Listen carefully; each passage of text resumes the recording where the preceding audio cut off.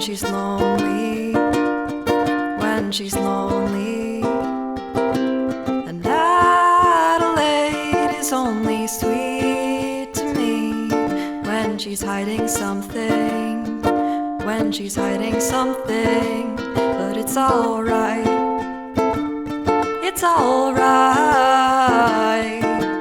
'cause someday I'm gonna mean the world to somebody, and she won't have to hide it anymore. And I've stopped believing the world will be lonely when Adelaide can't love me anymore. Anymore.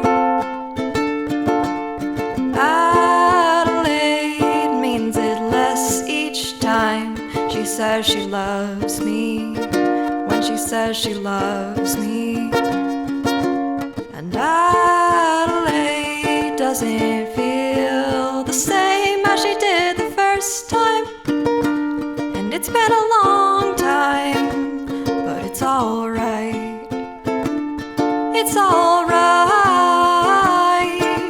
'cause someday I'm gonna mean the world to somebody, and she won't have to hide it anymore. And I've stopped believing the world will be lonely when Adelaide can't love me anymore.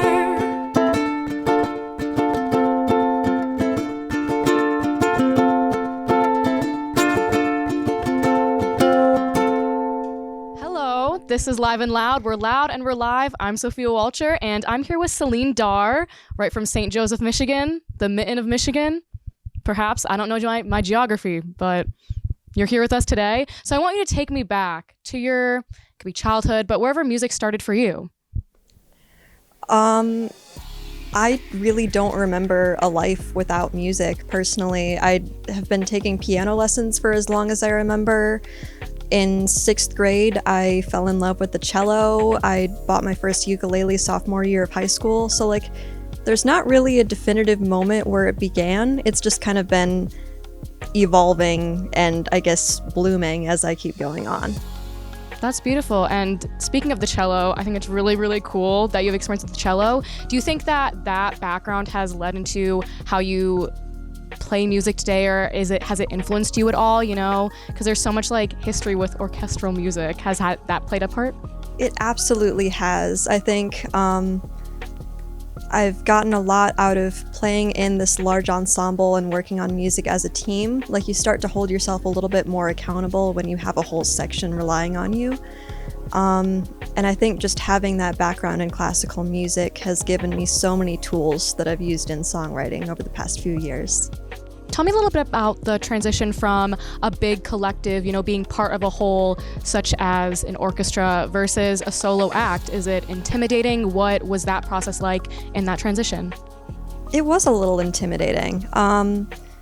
In some ways, I see my solo act as kind of an alter ego. I know that sounds a little pretentious, but it's really interesting to be able to like sit in this section full of cellists, all of us doing the exact same thing, and then to be able to go home and just do something so incredibly like individual and personal to me. Like, there's a lot of contrast there, but also it's provided me a lot of balance. That's so cool. And let's talk about, do you remember the first song that you ever wrote? Can you talk to me a little bit about that?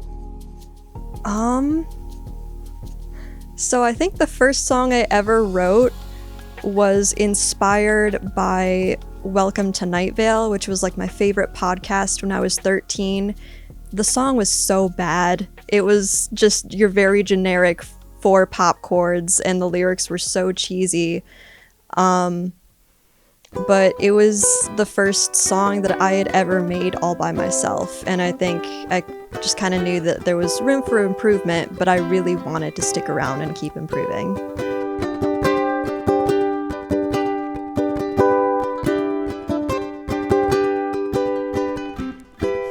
Try to start over, a different life in a different state.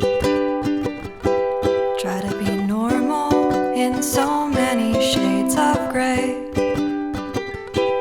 Try to imagine every possible mistake, finding the art in all the ways a heart can break. I'd let my glasses fall and see through blurry eyes if we just watched the little houses softly glowing from inside. If I let myself become a silhouette against the cave wall, would you be my reflection across the sky?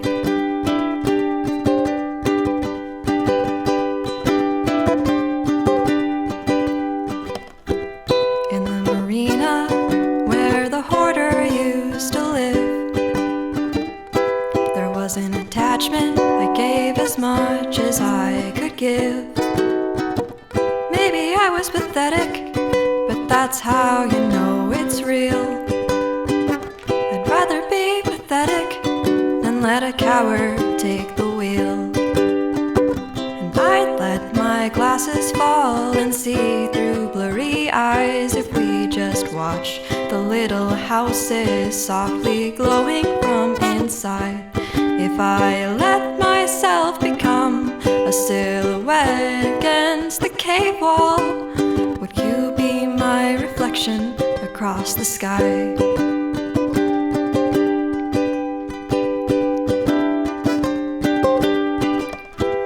Early September, there was a cardboard Senate tree hung from the rear view, just like you held on to me. A girl at the party said you'd talk till you got bored.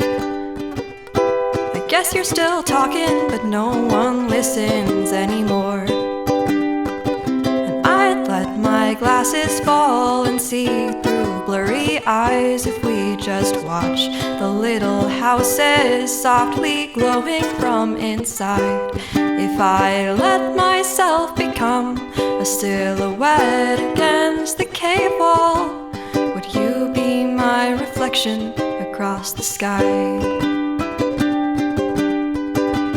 Would you be my reflection across the sky?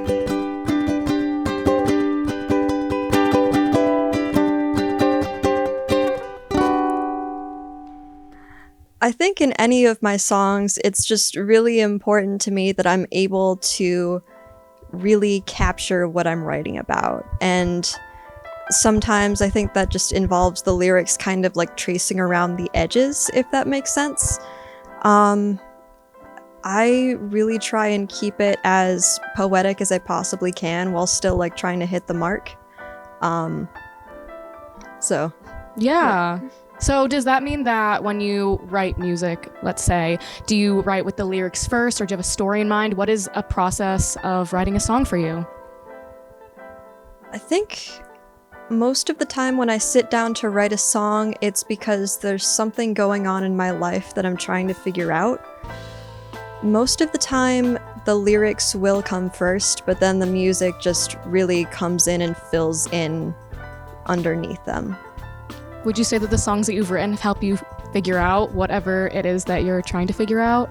Absolutely, yes. And even if they haven't, through writing these songs, I've been able to like find a way to talk about things that are going on in my life. And I've actually found a lot of other people who might be going through the same things. So it's kind of been a little therapeutic.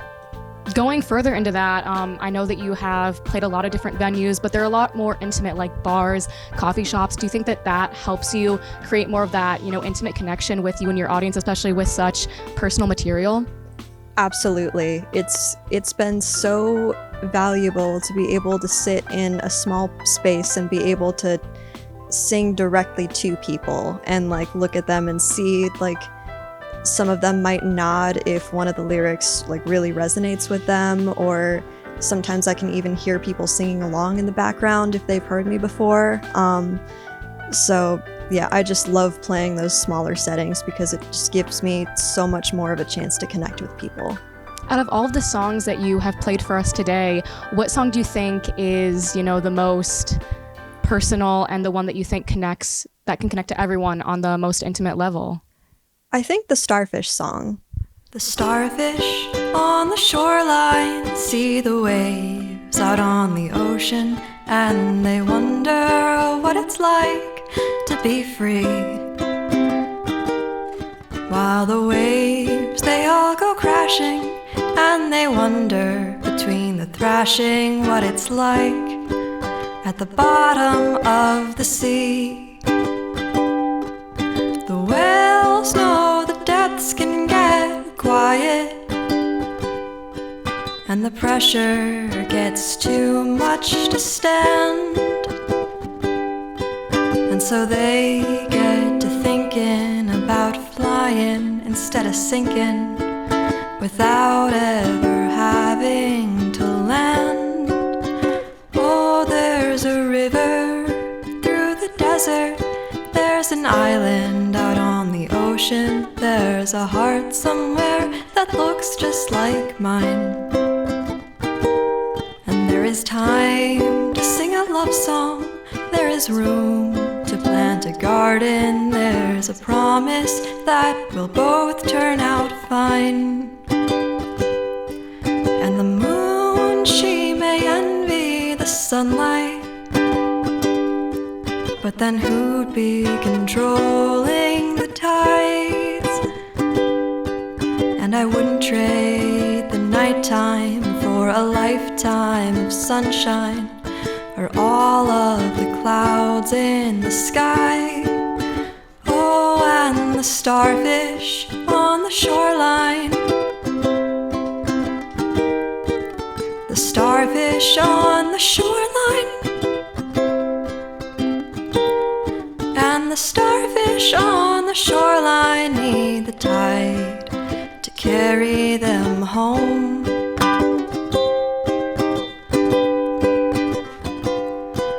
And the moon, she may envy the sunlight, but then who'd be controlling the tides?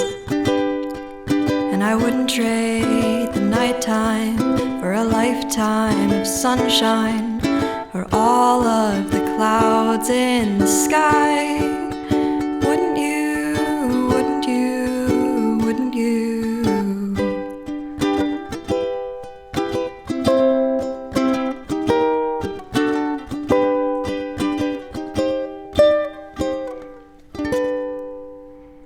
I started writing the Starfish song my freshman year of college when I was feeling really homesick for Lake Michigan. So I started getting all of these water metaphors going through my head, and like one of the core themes of that song for me is just appreciating where you are in the moment and not feeling jealous of other people. And I think deep down it's a song about me and my brother as we've grown up together. So I think that's been the song that's been the nearest and dearest to my heart, and I'm really happy that I was able to share it with you guys. Has your brother listened to that song? He has. Oh, he likes it. Oh, that's good. So, speaking of like childhood, growing up, would you ever have thought that, you know, the little version of yourself, your childhood self, would have thought that you would have come this way and be writing music and performing it? And what does that mean for, you know, your younger self? Little Celine would think this was so cool. I think she wouldn't really be super surprised because I would go around the house singing all the time when I was, 5 or 6 years old. It's definitely been a wild journey to get here, but I think little Celine would just be so stoked to see that this was happening right now. Absolutely. And where is the journey going from here? What in your mind is the next step that you want to take with your music, with your performing? I think as it is now, I would love to just keep performing locally. I'm thinking about releasing a few songs on streaming platforms so I can get a little bit more, so I can get a little bit of a bigger reach that way. And I would love to start to bring my cello into the music that I make, and I might even start collaborating with some of my other musician friends. I think that would be really, really special to be able to do. Absolutely. And I have one more question. Mm-hmm. If your music were a type of color, what color would you say that it is? light purple, and I have no... Just instinct. It just feels right. It's just a gut feeling. Thank you guys so much for watching Live and Loud. I'm Sophia Walcher, and that was Celine Darr. We'd like to give a great thank you to Falcon Media, WBGU, and the Music Industry Club. If you want to keep watching, just click on another video, subscribe, do your thing, and talons up. Caw.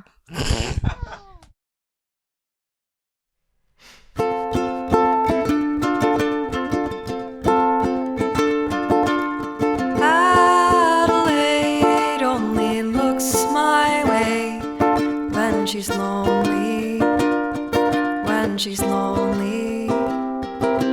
And Adelaide is only sweet to me when she's hiding something, when she's hiding something. But it's alright, it's alright, 'cause someday I'm gonna